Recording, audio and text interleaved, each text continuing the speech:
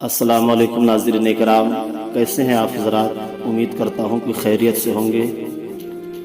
دوستو، کربلا کی تاریخ میں ایک اہم کردار حضرت امام مسلم کی شہادت بھی ہے۔ دوستو، ان کا بیک گراؤنڈ کیا ہے وہ بھی آپ سماعت کریں۔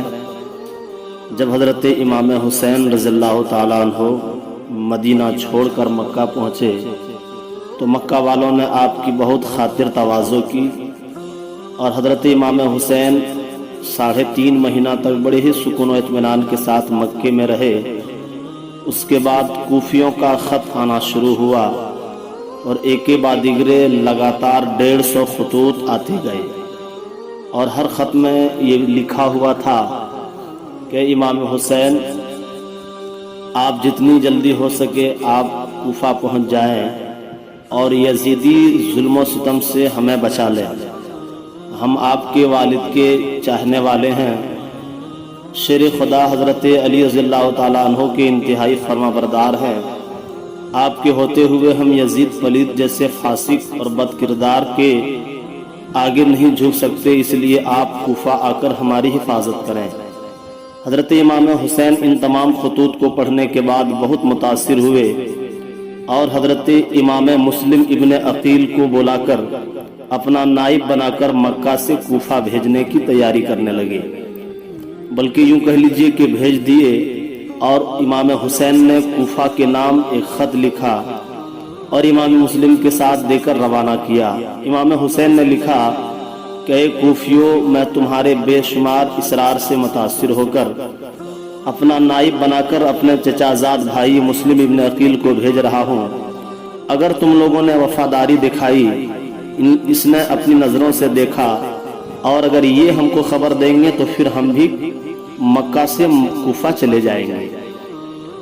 دوستو، حضرت امام مسلم گھر سے نکلے، آپ کے ساتھ آپ کے 2 چھوٹے چھوٹے بچے محمد اور ابراہیم نامی 2 بچے نکلے۔ تو اس میں کوئی شک نہیں کہ جب آپ کوفہ پہنچے تو کوفہ والوں نے آپ کو بہت ہی ادب و احترام کے ساتھ استقبال کیا، گرم جوشی کے ساتھ استقبال کیا، اور ایک وقت میں 40,000 کے لوگوں نے امام حسین کے نام پر حضرت امام مسلم کے ہاتھوں بیعت کر لی، اور یہ بھی کہنے لگے کہ اگر آپ اشارہ کریں تو یزیدی تخت کو ہم الٹ پلٹ کر رکھ دیں گے۔ مگر امام مسلم نے ایک عادل بادشاہ کی طرح مصالحت کا انتظار کرتے رہے، اور جب انہوں نے کوفہ کے حالات کو بہتر اور سازگار دیکھا تو انہوں نے خط لکھ دیا امام حسین کے نام کہ میرے بھائی حسین، آپ جتنی جلدی ہو سکیں کوفہ آ جائیں، یہاں کے ماحول بہتر ہے، یہاں کے لوگ آپ کو چاہنے والے ہیں۔ یہ لکھ دیا حضرت امام مسلم نے امام حسین کے نام خط، اور خود کوفہ ہی میں رہ گئے۔ مگر ان غداروں نے کیسا سلوک کیا وہ بھی آپ سنتے چلیں۔ دوستو، کوفہ میں جو گورنر تھا نعمان ابن بشیر نام کا، جو یزیدی گورنر تھا، مگر وہ انتہائی اہل بیت کے محب اور محبت اہل بیت کا دم بھرنے والے تھے۔ انہوں نے یزید کو اس کی کوئی خبر نہیں دی، مگر یزید کا ایک جاسوس کوفہ میں رہتا تھا، انہوں نے تمام خبر یزید کو پہنچا دیا کہ امام مسلم آئے ہیں کربلا کوفہ میں، اور انہوں نے تمام لوگوں کو اپنے نام کر لیا ہے، اور سارے لوگ امام مسلم کو چاہنے والے بھی ہیں۔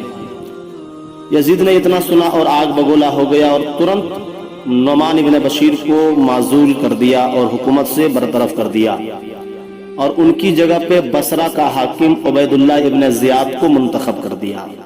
عبید اللہ ابن زیاد انتہائی فاسق، انتہائی بد کردار اور بے پناہ ظلم و ستم ڈھانے والا انسان تھا۔ وہ بصرہ سے چلا اپنے تمام سپاہیوں کے ساتھ، اور کوفہ سے کچھ دور ہی میں سارے سپاہیوں کو روک دیا، اور خود لباس کو چینج کر کے اور اپنا بھیس بدل کر کوفہ میں داخل ہوا، اور تمام کوفہ کے بڑے بڑے لوگوں کو اپنا گورنمنٹ ہاؤس میں بلایا، سب کو ڈرایا دھمکایا کہ جتنی جلدی ہو سکے کہ اپنے گھر والوں کو، اپنے ماننے والوں کو کہہ دو کہ وہ امام مسلم کا ساتھ چھوڑ دے، ورنہ بے دردی کے ساتھ تمہارا سر کاٹ لیا جائے گا، بے دردی کے ساتھ تمہیں ذبح کر دیا جائے گا۔ دوستو، صبح ہوئی تو عبید اللہ ابن زیاد کے کچھ سپاہی امام مسلم کی گرفتاری کے لیے گئے، امام مسلم نے اشارہ کیا 40,000 کا لشکر تیار ہو گیا اور پورے گورنمنٹ ہاؤس کو گھیر لیا۔ اگر امام مسلم اس وقت حملے کا حکم دے دیتے تو پل بھر میں وہ قلعہ بھی فتح ہو جاتا، مگر عادل بادشاہ کی طرح صلح کا انتظار کرتے رہے، اور اس انتظار کا فائدہ اٹھا کر عبید اللہ ابن زیاد نے کیا کیا کہ جتنے بڑے بڑے لوگوں کو رات میں بلایا تھا، خاص لوگوں کو سب کو قلعے کے چھت پر چڑھا دیا اور کہا کہ اپنے لوگوں سے کہہ دو کہ امام مسلم کا ساتھ چھوڑے ورنہ ہم تمہیں ذبح کر دیں گے۔ اب یہ لوگ مجبور ہو گئے اور سب کو کہا کہ اے لوگوں امام مسلم کا ساتھ چھوڑو، اگر تم ان کا ساتھ دیا قلعہ فتح ہو گیا تو کیا فائدہ، یہ تو ہم کو ذبح کر دے گا، اس کے بعد یزیدی سلطنت تمہیں بھی ختم کر دے گا، اس لیے جتنی جلدی ہو سکے تم امام مسلم کا ساتھ چھوڑو۔ دوستو ذرا غور کیجئے غداری کا عالم۔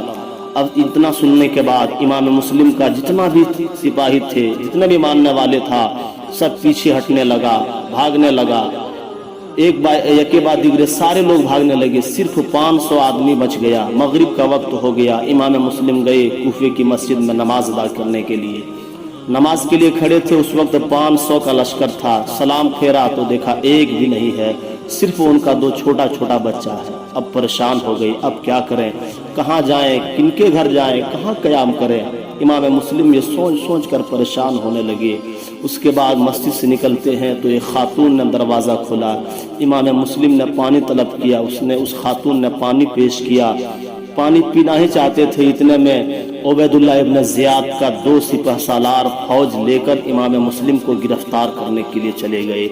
پانی کو رکھا، امام مسلم نے تلوار نکالی اور مقابلہ کرنے لگے، کتنوں کو جہنم بھیجا، کتنوں کو شہید کیا، کتنوں کو جاں بلب کر دیا۔ اس کے بعد سپہ سالار جو بہت ہی صفاق قسم کا آدمی تھا، چالاکی سے اس نے کیا کیا، کہا کہ اے امام مسلم، ہم تم سے جنگ کرنے نہیں آئے ہیں، تم سے خون بہانے کے لیے نہیں آئے ہیں، بلکہ اس لیے آئے ہیں تاکہ تم کو گورنمنٹ ہاؤس بلا کر عبید اللہ ابن زیاد سے کچھ باتیں کی جا سکے۔